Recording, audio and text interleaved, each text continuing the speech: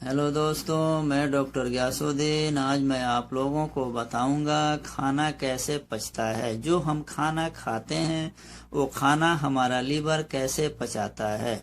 दोस्तों, हमारा शरीर चलता है विभिन्न पोषक तत्वों से मिलने वाले एनर्जी के कारण। अगर ऊर्जा न रहे तो हमारा शरीर बिल्कुल काम नहीं करेगा। हमारे शरीर के जो 12 मुख्य तंत्र हैं वह सभी ऊर्जा पर ही निर्भर हैं और हमें ऊर्जा मिलती है भोजन से। भोजन को ऑक्सीकरण से हम खाना खाते हैं, वह पचेगा ही नहीं तो हमें एनर्जी कहाँ से मिलेगी।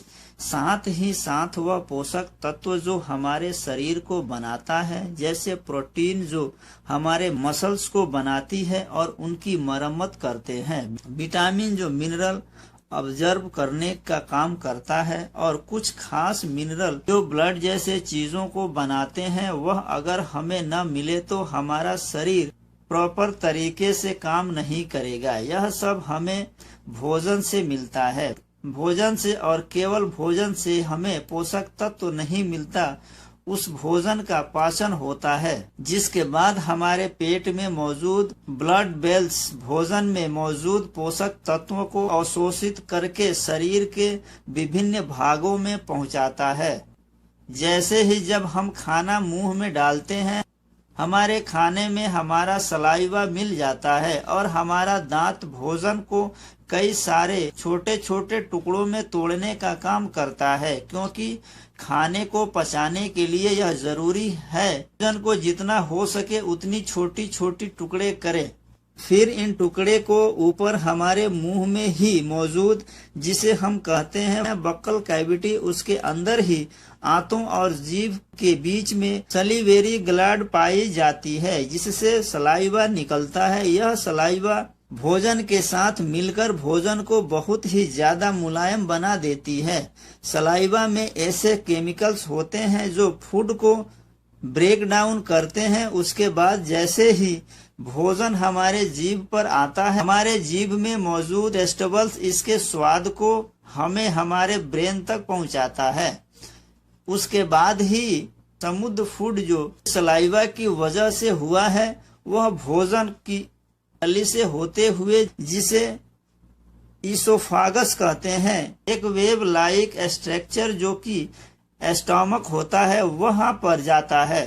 पर खास बात यह है कि हमारा भोजन हमारे भोजन के नली से होके पेट की तरफ जाता है। तब यहाँ एक खास प्रकार के मूवमेंट, जिसे पेरिस्टालिसिस कहते हैं, उस मूवमेंट के तहत हमारे पेट में जाता है, जिसमें होता है नली अपने आप को सिकुड़ता और फैलती रहती है, जिसके वजह से फूड आसानी से पेट की तरफ चला जाता है।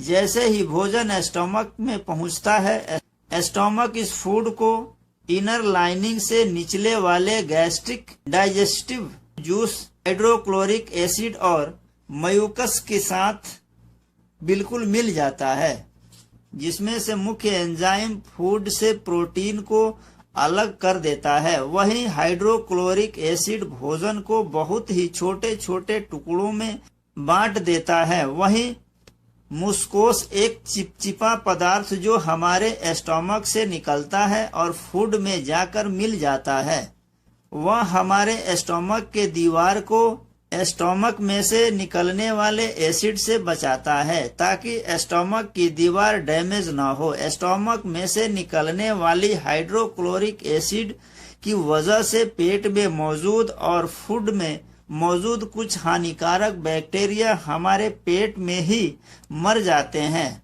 जिससे बैक्टीरिया हमारे शरीर को और ज्यादा डैमेज नहीं कर सके। क्योंकि स्टमक से जुड़ा हुआ हमारा स्मॉल इंटेस्टाइन हमारे फूड जो कि पेट में मौजूद कई सारे डाइजेस्टिव गैस्ट्रिक जूस के साथ मिल जाता है। इस मिक्स मटेरियल को साम कहा जाता है, और यह साम स्टमक से स्मॉल इंटेस्टाइन के तरफ बढ़ जाता है और इसको प्रोसेस करता है। प्रोसेस में लगभग 2 घंटे लगते हैं, जो अलग अलग फूड पर निर्भर करता है। हमारे छोटी आंत लगभग 7 मीटर तक लंबी होती है, जो कि बहुत ही ज्यादा मात्रा में सॉलिड होती है। छोटी आंत 3 भागों में बटा होता है। ऊपर वाले भाग को डुओडेनल कहते हैं, उसके नीचे वाले भाग को जेजुनम कहते हैं, तीसरा वाला भाग को इलियम कहते हैं। जब फूड स्टोमक से स्मॉल इंटेस्टाइन में आता है तो वहाँ सबसे पहले डुओडेनल में आता है। सबसे इम्पोर्टेंट पार्ट होता है छोटी आंत का। इसमें लीवर से आया हुआ बाइल जूस और पेनक्रियाज से आए हुए पेनक्रिएटिक जूस फूड के साथ आकर मिल जाते हैं। लीवर से आया हुआ बाइल जूस स्टोमक से आए हुए भोजन के साथ मिल जाता है। उसके वजह से भोजन में मौजूद फैट्स अपने छोटे छोटे टुकड़े एसिड के स्वरूप में बदल जाता है, जिसके वजह से इनका अब्जॉर्प्शन शरीर में आसानी से हो जाता है। वहीं पेनक्रियाज से निकले हुए पेनक्रिएटिक जूस की वजह से कार्बोहाइड्रेट, शुगर और ग्लूकोज टूट जाते हैं। वहीं प्रोटीन अमीनो एसिड में टूट जाते हैं। इस जूस की मदद से भोजन छोटे छोटे आज से यह ब्लड स्ट्रीम में एब्जॉर्ब होने के लिए तैयार हो जाते हैं। छोटी आंत के दूसरे हिस्से जेनुनम में पहुंच जाता है। छोटी आंत की दीवार पर मौजूद छोटे छोटे फिंगर लाइक स्ट्रक्चर जिसे विलियड कहते हैं, उनमें मौजूद छोटी छोटी ब्लड कैपिलरी इन पोषक तत्वों का ऑब्जर्व शुरू हो जाता है और प्रोटीन, कार्बोहाइड्रेट और फैट जैसी चीजों अब ब्लड वेसल्स में जाकर पूरे शरीर के बाकी अंगों में पहुंचने लगती है और धीरे धीरे इनका पाचन होते हैं। छोटी आंत के तीसरे हिस्से इलूम में पहुंच जाते हैं। यहाँ पर भोजन में मौजूद मिनरल्स का भी ऑब्जर्व शुरू हो जाता है, जहाँ से हड्डियों वाले और खून जैसे चीजों को बनाने वाले खनिज तत्व शरीर के विभिन्न भागों में पहुंच जाता है। इतना सब होने के बाद भोजन छोटी आंत से बड़ी आंत की तरफ बढ़ जाती है, जहां पर हमारे शरीर के लिए पानी का अब्जॉर्प्शन होता है और कुछ ऐसी मिनरल जो छोटी आंत में ऑब्जर्व नहीं हुए रहता है, वह बड़ी आंत में से होकर ब्लड स्ट्रीम में चले जाते हैं। वहीं बड़ी आंत का साइज 1.5 मीटर तक लंबी होती है। दोस्तों, इस तरह पचता है हमारा भोजन।